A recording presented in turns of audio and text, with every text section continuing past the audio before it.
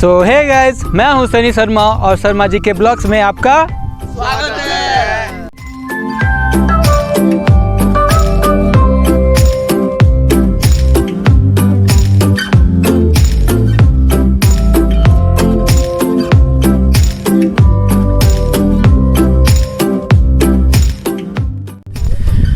आज के इस ब्लॉग में हम लोग आए हैं जमादार पाली के डाइक पे और यहाँ पे मैं आपको सीन अभी दिखाऊंगा कि क्या सीन है क्या नहीं है।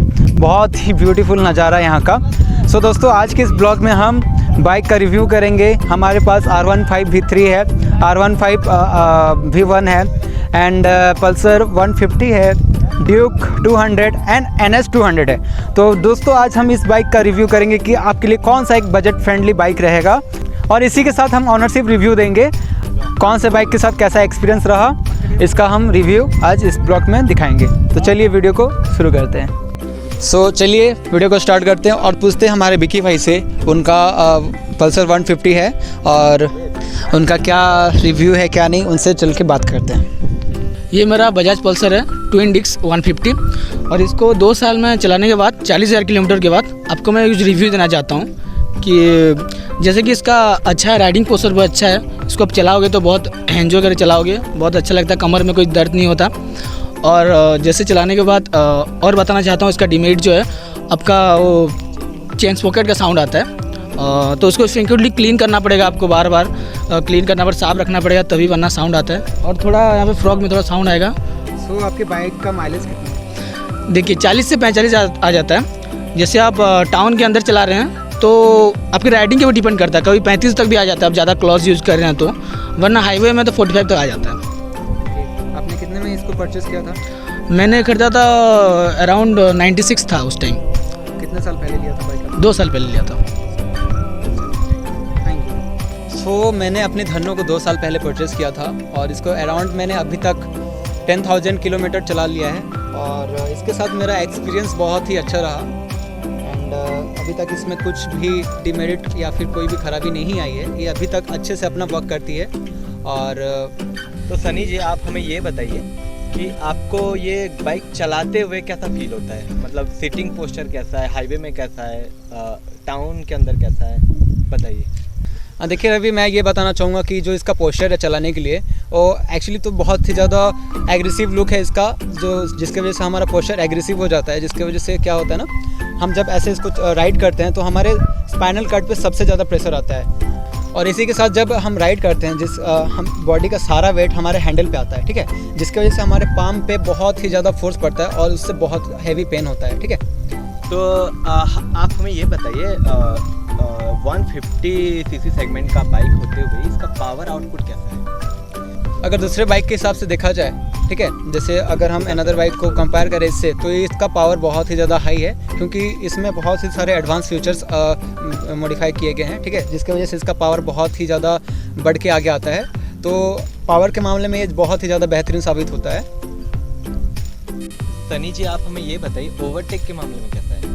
देखिए ओवरटेक में भी तो अच्छा ही है, बट अगर आप इसके लेवल का बाइक, जैसे कि इससे आप कभी अगर सेगमेंट लेते हैं जैसे 200 सीसी का बाइक, ये उसको भी ABS के मुकाबले में इस बाइक का ब्रेकिंग कैसा है? देखिए जबकि इसका ABS 6 दिया हुआ है, ठीक है, ABS 6 में क्या हो जाता है, इसका ब्रेकिंग बहुत ही ज़्यादा मतलब अच्छा साबित होता है। जैसे कि मैं अपना खुद का एक पर्सनल एक्सपीरियंस बता रहा हूँ। जब मैं एक बार ऐसे ही ड्राइव कर रहा था तो सडन एक ऑटो आ जाता है, जिसके वजह से मैंने सडन ब्रेक लिया था, तो ब्रेक बहुत इसका हार्ड है, ठीक है, की बार में ब्रेक वहीं पे लग जाता है। और दूसरे बाइक का क्या होता है, वहाँ पे अगर आप यहाँ पे ब्रेक लेते हो तो बाइक वहाँ जाके स्लिप होते होते रुकता है, बट इसके केस में वैसा नहीं है, आप जहाँ पे ब्रेक लोगे वहीं पे रुक जाता है। तो ब्रेक के हिसाब से बहुत ही अच्छा है।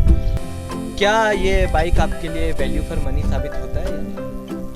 देखिए ये बाइक तो सबसे पहले मेरे बजट में ही आ गया था, ठीक है, मेरा बजट जितना था उसमें अच्छे से ये मैंने परचेज़ कर लिया था।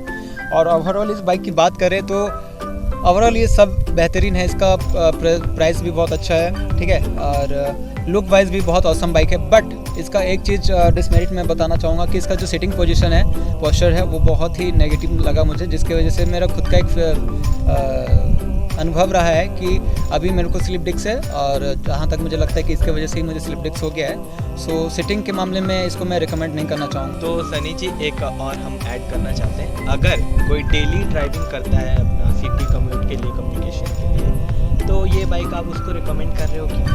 देखिए Daily रवि जी, ride के लिए। पहली बात तो मैं उसको ये रिकमेंड नहीं करूँगा, क्योंकि ये सिर्फ रेसिंग ट्रैक के लिए ये बाइक बना हुआ है, ठीक है। इसको हम डेली बेसिस में यूज़ नहीं कर सकते, क्योंकि डेली करते करते क्या होता है ना, इस बाइक की वजह से हमारा जो बैकबोन है उस पर बहुत ही ज़्यादा प्रेशर आता है। तो मैं इस चीज़ को रिकमेंड नहीं करूँगा। आप बेटर है कि जो नॉर्मल सीटिंग है जिसमें आप इजीली अच्छे से बैठ सकते हैं, उसको आप परचेस करें। चलिए सनी जी, थैंक यू, आपके एक्सपीरियंस हम शेयर। सो रवि जी, अभी अपने दोनों गाड़ी का रिव्यू करेंगे, KTM 200 ड्यूक का और R15 का, ठीक है। सो रवि जी बताइए। सो पहले मैं ये बताना चाहता हूँ कि ये जो ड्यूक 200 है ये BS6 कंप्लाइंट इंजन है और ये 2021 में परचेज़ किया हुआ है, 2021 में। तो इसमें जो है ये 200 सीसी सेगमेंट के बाइक होने के बावजूद ये नेकेड बाइक है, और नेकेड बाइक में आपका सिटिंग पोस्चर बहुत ही अच्छा मिलता है। आपको राइडर, पिलियन राइडर के लिए भी एक अच्छा सा कंफर्टेबल राइड मिलता है। और सेकेंडली मैं बोलूँगा तो इसका थोड़ा माइलेज का थोड़ा इशू है, ये 35 से 40 किलोमीटर पर लीटर दे देती है। और मेन इसका मुझे लगा इसमें अगर कंपनी KTM अगर इसमें LED हेडलाइट देता तो ये ज़्यादा बेहतर हो सकता था। सेकेंडली अगर मैं इसका कहूँ तो इसका जो शॉकअप है, जो सस्पेंशन है, ये बहुत ही अच्छा है। इसको ऐसे आप कहीं ऑफ रोडिंग में लेके चले तो ये बहुत ही ग्लाइड, बहुत ही स्मूथ चलती है। तो ओवरऑल इसका जो प्राइस पॉइंट है ये करीब 2,30,000 ऐसा कुछ आया था। तो थोड़ा ओवर प्राइस है KTM के हिसाब से। We know all KTMs are power part so expensive, so price के मामले में थोड़ा ज़्यादा है, पर डेली कम्यूट बाइक के लिए अच्छा है। मतलब एक कोई भी इंसान डेली इसको चला सकता है, ऐसे कुछ। सो रवि जी, आप हमारे व्यूअर्स को ये बाइक रिकमेंड करना चाहते हैं कि नहीं? देखिए सनी जी, 3791 किलोमीटर चलाने के बाद मैं इस बाइक से बहुत ही ज़्यादा सेटिस्फाइड हूँ, और एक कोई भी नॉर्मल इंसान के लिए मैं ये ऑब्वियसली रिकमेंड करूँगा। तो इस प्राइस पॉइंट में थोड़ा सा आपका बजट अगर फ्लेक्सिबल हो सकता है 20-30 हज़ार तक, तो आप आराम से इस बाइक को परचेज़ कर सकते हैं। तो सनी भाई, ये है यामाहा का R15। ये वर्जन 1 का है, जो कि एक सिंगल सीट में आता था। तो ये लॉन्च हुआ था 2008 में, जब से यामाहा मोटर्स एक budget friendly track sports bike launch किया 2008 में। तो ये बहुत ज़्यादा पॉपुलर हो गया था, और ये उसका सेकंड जनरेशन तो नहीं, सेकंड मॉडल है, जो R15S के नाम पे। इस बाइक का जो इंजन है ये 149 सीसी का सिंगल सिलेंडर इंजन है, और इसमें एक रेडिएटर आता है जो कि लिक्विड कूल्ड इंजन है। इसका जो टेम्परेचर है उसको इसका रेडिएटर कूल करता है। और ये जो है एक मतलब बजट में जो स्टार्टिंग रेंज का है स्पोर्ट्स बाइक के हिसाब से, ये बहुत पॉपुलर भी हुआ था। इसका पावर जो है मतलब डिसेंट सा पावर है, 150 सीसी बाइक से थोड़ा ज़्यादा ही है, क्योंकि इसका पिकअप और इसका टॉर्क भी बहुत अच्छा मिलता है। हाईवे में आप इजीली ओवरटेकिंग वगैरह कर सकते हैं। और ये एक जब ये लॉन्च हुआ था तब इसमें ABS नहीं आया था, तो ब्रेकिंग के मामले में ये थोड़ा लैग करता है। बाकी इसके कॉम्पिटिटर बाइक्स के हिसाब से ये थोड़ा लैग करता है ब्रेकिंग के मामले में। तो शाश्वत, आप हमें इस बाइक के बारे में कुछ बताइए। देखिए, ये है Pulsar 200 NS second generation variant with ABS। देखिए, ये तो पहले 200 सीसी है, बट ये एक्चुअल सीसी है इसका 199.5 सीसी। ये लिक्विड कूल्ड इंजन है with radiator, with twin disc, और ये फ्यूल इंजेक्शन नहीं है, और ये कार्बोरेटर इंजन है। तो शाश्वत, इसमें माइलेज कितना क्लेम करते हैं आप? देखिए, मैं इसमें एक्चुअली एक्रोपोविक का एग्जॉस्ट लगाया था इसमें मैंने, तो ये अभी माइलेज देता था मेरे को 25 से 30 का। 30 देता था हाईवे में और 25 देता था टाउन में।